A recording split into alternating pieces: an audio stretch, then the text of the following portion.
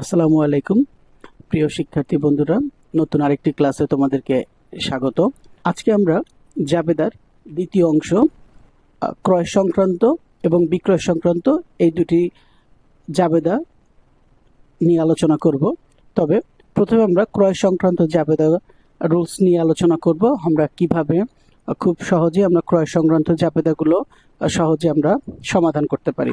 0 থেকে 365 দিনের কম সময়ে যে ক্রয়টা হয়ে থাকে তাকে মুনাফা জাতীয় বলে। তাহলে এটা হবে মুনাফা জাতীয়।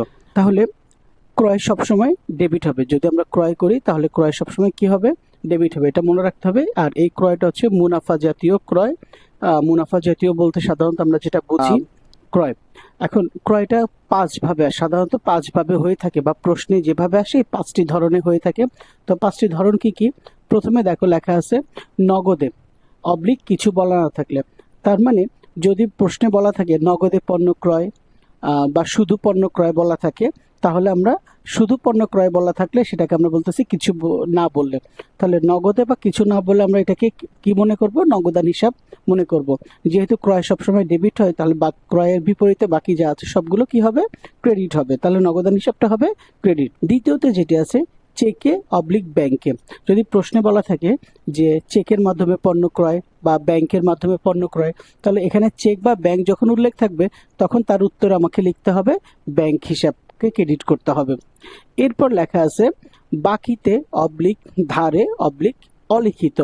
এই 3 ভাবের কোন এক ভাবে প্রশ্নে যদি এমন লেখা থাকে বাকিতে পণ্য ক্রয়, ধারে পণ্য ক্রয় বা অলিখিত পণ্য ক্রয়, এই কথাগুলো যদি কোনোভাবে লেখা থাকে, অথবা নাম উল্লেখ থাকে যে রহিমের নিকট করিমের নিকট থেকে পণ্য ক্রয়, এভাবে নাম যদি উল্লেখ থাকে, তাহলে বিবিধ পাওনাদার হিসাবকে ক্রেডিট করতে হবে।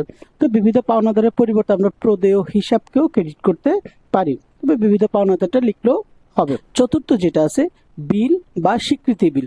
এখানে বিল হচ্ছে 2 ধরনের, একটা হচ্ছে ক্রয়ের সময় বিল আর একটা হচ্ছে বিক্রয়ের সময় বিল।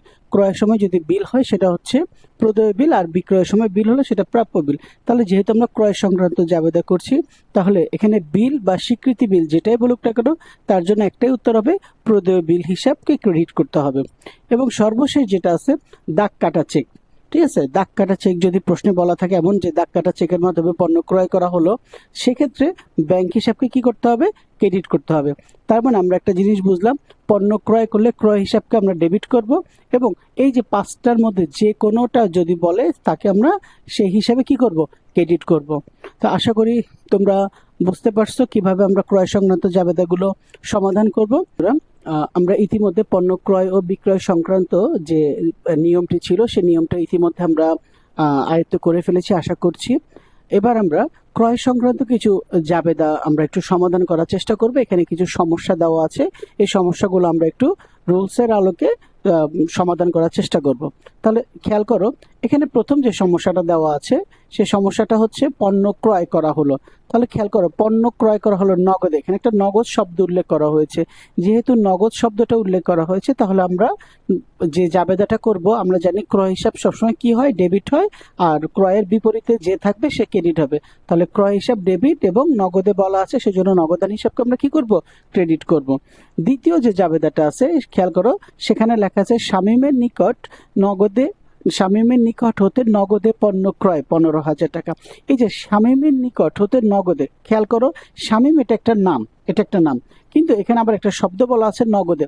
যদি একই এন্ট্রিতে নাম এবং নগদ কথাটা উল্লেখ থাকে, তাহলে এখানে বাকি মনে করা যাবে না। আমরা সাধারণত জানি যে যদি শুধু নাম থাকে তাহলে আমরা বাকি মনে করব, কিন্তু এখানে নামের পাশাপাশি একটা নগদ শব্দ আছে, তাহলে সেক্ষেত্রে আমরা বাকি মনে করব না, নগদ মনে করব। এক্ষেত্রে আমাদের জাবেদাটা হবে, যেহেতু ক্রয় আছে, ক্রয় হিসাব ডেবিট এবং নগদে বলা আছে, এই জন্য নগদান হিসাবকে আমাদের কি করতে হবে? ক্রেডিট করতে হবে। 3 নাম্বার যে জাবেদাটা দেওয়া হলো সমস্যাটা, মোনার নিকট হতে ধারে পণ্য ক্রয়। তাহলে খেয়াল করো, এখানে মোনা একটা নাম, এবং এখানে আরেকটা কথা বলা আছে ধারে। যদি প্রশ্নে ধারে শব্দটি উল্লেখ নাও থাকতো, যেহেতু এখানে মোনার শব্দটি বা মোনার নামটা উল্লেখ আছে, সেহেতু আমরা এটাকে ধারে বা বাকিতে মনে করে নিব। এই ক্ষেত্রে আমাদের উত্তর হবে ক্রয় হিসাব ডেবিট, কারণ ক্রয় সবসময় ডেবিট হয়। নাম থাকার কারণে মোনা হিসাব অথবা বিবিধ পাওনাদার হিসাবকে আমরা কি করব? ক্রেডিট করব। চতুর্থ নাম্বার যে সমস্যাটা দেওয়া আছে বিলের মাধ্যমে পণ্য ক্রয়। আচ্ছা, বিল বলতে এখানে আমরা বোঝাচ্ছি যে বিল আমরা ইতিপূর্বে বলেছি বিল দুই প্রকার, একটা হচ্ছে ক্রয়ের সময় বিল, একটা হচ্ছে বিক্রয়ের সময় বিল। ক্রয়ের সময় যদি বিল হয় তাহলে আমরা তাকে বলবো প্রদেয় বিল, ঠিক আছে। তাহলে ক্রয় হিসাব যেহেতু ডেবিট হবে, ক্রয় সবসময় ডেবিট হয়, আর এখানে বিলের কারণে ক্রয় বিলের মাধ্যমে ক্রয় করেছি সেহেতু প্রদেয় বিল হিসাবকে আমাকে কি করতে হবে, ক্রেডিট করতে হবে।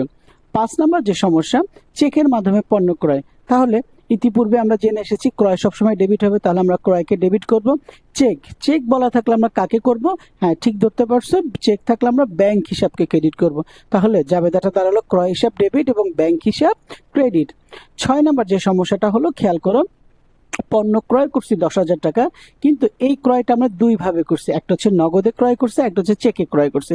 তাহলে আমরা যতভাবেই ক্রয় করি না কেন প্রথম কাজ হচ্ছে ক্রয় হিসাবকে কি করব, আমরা ডেবিট করব।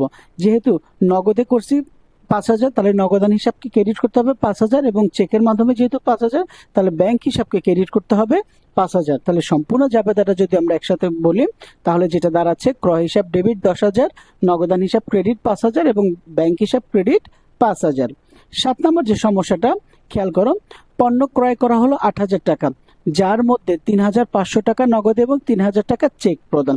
তাহলে খেয়াল করো, পণ্য ক্রয় করছি 8,000 টাকা, ক্রয় হিসাব ডেবিট স্বাভাবিকভাবে, নগদে ক্রয় করছি, নগদান হিসাব ক্রেডিট, চেকের কারণে ব্যাংক হিসাব ক্রেডিট। কিন্তু শিক্ষার্থী বন্ধুরা, তোমরা দ্বিতীয় অধ্যায়ে ইতিমধ্যে জেনে আসছো লেনদেন চ্যাপ্টারে যে সমপরিমাণ ডেবিটের জন্য সমপরিমাণ কি করতে হবে, ক্রেডিট করতে হবে। আমরা দেখতেছি ডেবিট পাশে হচ্ছে 8,000 টাকা, বাট ক্রেডিট পাশে দুইটা টাকা যদি আমরা যোগ করি 3,500 এবং 3,000, এই দুটো টাকা যোগ করলে কত হচ্ছে 6,500। তার মানে ডেবিট থেকে ক্রেডিটের পার্থক্য ইতিমধ্যে 1,500 টাকা হয়ে যাচ্ছে। যেহেতু 1,500 টাকার কথা নির্দিষ্ট করে কিছু বলা নেই, এই বিষয়টা তোমাকে মাথায় রাখতে হবে।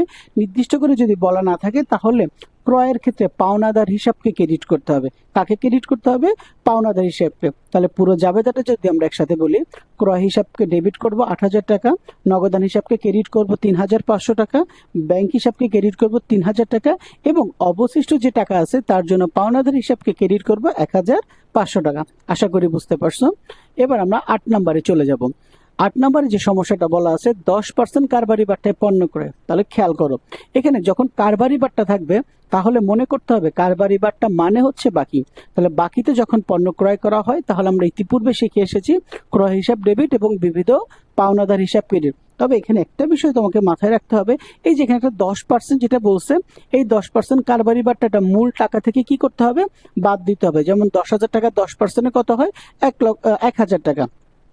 10,000 টাকা থেকে 1,000 টাকা বাদ দিয়ে তোমাকে কত টাকা লিখতে হবে, 9,000 টাকা লিখতে হবে।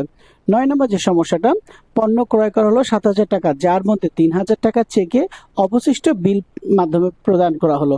তাহলে ক্রয় হিসাবকে ডেবিট করতে হবে। এবার চেকে দিয়েছে তাহলে ব্যাংক হিসাবকে ক্রেডিট করবো 3,000 অবশিষ্ট। তাহলে অবশিষ্ট বলতে কি বোঝাচ্ছে, 7,000-এর মধ্যে যদি 3,000 ব্যাংকে হয়, বাকি 4,000, তার মানে অবশিষ্ট বলতে 4,000-কে বোঝাচ্ছে। এই 4,000 টাকার জন্য প্রদেয় বিলকে ক্রেডিট করতে হবে। তাহলে সম্পূর্ণ জাবেদা যদি একবারে বলি, ক্রয় হিসাব ডেবিট, ব্যাংক হিসাব ক্রেডিট 3,000 এবং প্রদেয় বিল ক্রেডিট 4,000। নিজের স্বীকৃতি বিলের বিনিময়ে পণ্য ক্রয়। বিল যেভাবেই বলুক, যদি ক্রয়ের ক্ষেত্রে বিল হয় তাহলে সেটা প্রদেয় বিলই হয়ে থাকবে। তাহলে ক্রয় হিসাব ডেবিট এবং প্রদেয় বিল হিসাব ক্রেডিট। আশা করি বুঝতে পারছো। তোমাদের জন্য আমরা এরপরে উত্তরগুলো দিয়ে দিব, উত্তরগুলো তোমরা মিলিয়ে নিবে এবং নিজে নিজে আরেকবার কি করবে, চর্চা করবে। ধন্যবাদ। শিক্ষার্থীরা, আমরা এতক্ষণ ক্রয় সংক্রান্ত যে জাবেদাগুলো নিয়ে আলোচনা করেছিলাম এবং তার যে আমরা মুখে মুখে যে উত্তরগুলো বলেছি, দেখো আমরা এখানে সেই উত্তরগুলো সমস্যাগুলো সমাধান করে দিয়েছি। তোমরা নিজেরা একবার নিয়মটা দেখে অনুশীলন করে নিজেরা খাতায় প্র্যাকটিস করবে এবং এখানে যে উত্তরগুলো দেওয়া আছে উত্তরের সাথে কি করবে, তোমাদের আনসারটাকে মিলিয়ে নিবে। আশা করি তোমরা খুব সহজেই সমাধান করতে পারবে।